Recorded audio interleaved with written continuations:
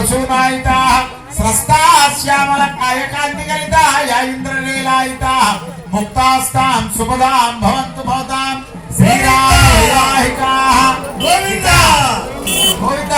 ఒక్క నిమిషం మేడం, ఇక్కడ తలంబరాలు పోస్తున్నారు. అక్కడ శ్రీదేవి భూదేవి ఉన్నారు. స్వామి గారు ఎలా ఉన్నారు?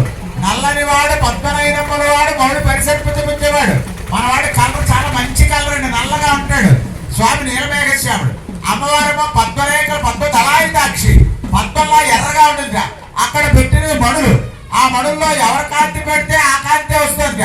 ఆ పద్మరాగం లాంటి మడులు తీసుకుంటుంటే లక్ష్మీదేవి, ఆ సీతాదేవి అలా చేతితో పట్టుకుంటే అవన్నీ ఎర్రగా ప్రకాశించేట. ఎందుకంటే ఆవిడ పద్మంలా ఉంది కాబట్టి. ఆవిడ మన ఆ నీలమేఘశ్యాముడి మీద వేస్తుంటే అవి ఇంద్రనీలమడుల్లా ప్రకాశించేట. జానక్య కమల పద్మరాగాయిట, అవి పద్మరాగమడుల్లో ప్రకాశించేట. అవి ఎప్పుడైతే విష్ణుమూర్తి మీద వేసేసరికి ఇంద్రనీలమడుల్లా ప్రకాశించేట.